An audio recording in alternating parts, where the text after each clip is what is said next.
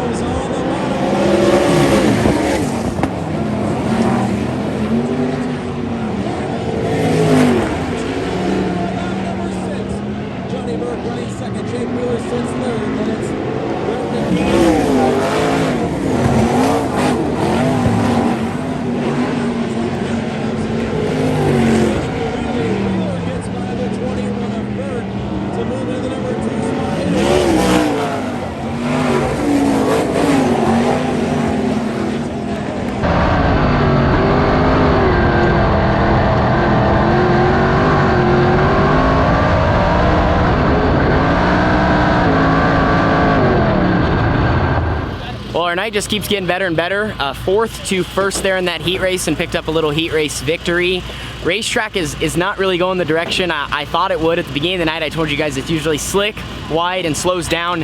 And tonight, I don't know if it's just how they prepped it or because, you know, we're getting later and later in the year. You know, September in Oregon, it cools off a lot. But right now, it's kind of just one lane around the bottom. And it's a pretty solid grip lane, especially in 1 and 2. 3 and 4, it's a little bit narrower. And then the middle slick and the top is just crumbs. So the racing surface is not conducive to a whole lot of passing. But I think that with how good our car is, even if other guys can't move around, if others make mistakes here in this A main event, which should be 30 laps, we should be able to move forward, because even though we're the high point car, we did all we can do. We went quick time, went 4th to 1st in our heat race. Our fate is on a redraw coming up. So I told you we can start on the front row, we can start in the 4th row, and I think no matter what, no matter where we're starting, lap traffic is going to be the key to this victory, because even if it stays around the bottom, all the lap cars are going to be down there too. So it's going to be a hornet's nest probably at times, and the saying you could throw a blanket over the top 5 will probably occur, because everybody is just going to be piled up trying to get around the slower traffic and get out front.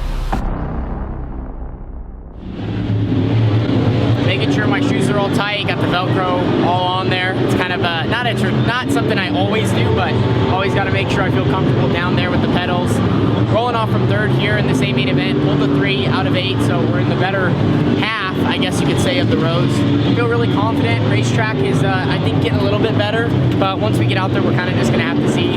Overall, we've had speed all night, so like I said, feeling confident in our race car and just going to try to run the smartest race possible to come out on top after the 30 laps we have ahead of us.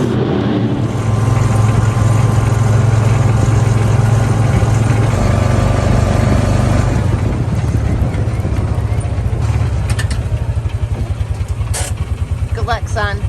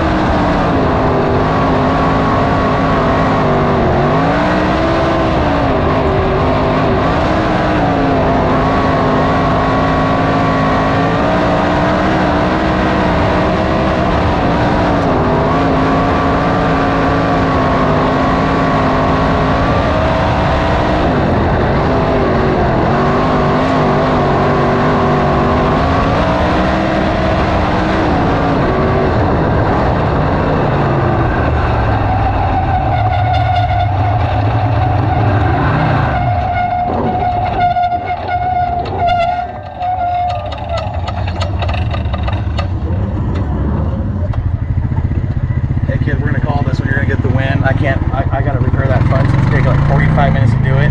We're gonna go ahead and call this Tanner, one lap 22. Hey, totally, that's good. All right, bud. Thank you. Yeah. You need a water, Tanner? I'm good, thank you, sir. Well, guys, this will officially be the weirdest way I've ever won a race. Canceled, shortened, didn't even get an actual checkered flag. Well, regardless of how it ended, the trophy and the check are sitting in our race trailer. Well, the ending to tonight's main event was bizarre. I can now officially say I have won a race where there was no white or checkered flag thrown. You probably heard the promoter in my GoPro footage. He came up to me and I was actually gonna joke with him and be like, hey, are we gonna cut this race by 5 laps? Like, we're on lap 22, let's just run 3 more and call it. And I didn't even have to say anything, and he was like, hey, look, we're calling the race. It's gonna take way too long for me to fix that fence. I don't want everyone to sit here, like, it's just not right. We're far enough in that the right thing to do for your guys' safety, for the fans' safety, for everyone involved, is just to call it, and we'll get it fixed to run again tomorrow. Well, you guys can kind of make the call here, but this is what ended our race short. This pole was hit by a flipping car, and I guess this clamp, the other half of it landed up in the bleachers. Obviously, some would say we could continue racing, and not even just saying it because I was the leader, but definitely not safe to continue a sprint car main event if your fans and your crowd and your people that support you are in your best interest. So that was kind of that. They pushed us off the track. We went to the scales, cleared tech, and then got pushed back to the front stretch and did all the victory lane stuff. Really cool that we got the job done. Started on the pole, originally got the 3, got to move up when Shane Forte had some mechanical issues. Got the jump on the start, and from there, I just tried to work on running my own race. I got into lap traffic quickly, mainly worked the bottom in 1 and 2 where I could set a really rapid pace. I knew I was getting through that corner so well. And then in 3 and 4, I kind of ran the bottom early, but I felt it start to fade away. It just seemed like you had to slow down too much, and there really wasn't a lot of grip to hold you either. So if you missed it at all, you just started spinning your tires. So once I got to some lap traffic, I kind of moved up to the high side to test it out, and you could build way more speed up there. So we went green until lap 17, and the first yellow came out, and at that point, we had 6 lap cars in between us and second. So we were gone. And then had 5 more laps, and then that red came out, and then the race was just called and it was over. Before I kind of wrap up the video, do want to give a quick shout out to all my partners. We have Pit Stop USA, Lafarge, Carson Oil, Next Gen Def, On-Site Screeners, Fast 4 Media, ABC Powder Coating, Earth Environmental, QRC, and then of course my family, Brian Crockett, the rest of my crew, and all you great fans and supporters. It's awesome that we started off the weekend with a win and a clean sweep, in fact, and now we are focused on tomorrow where it pays $2,000 to win, and we're hoping to bring home just that little bit bigger check. Anyway, thank you guys so much. We're back at Willamette, hoping to chase another victory, and we will see you guys all then. Deuces.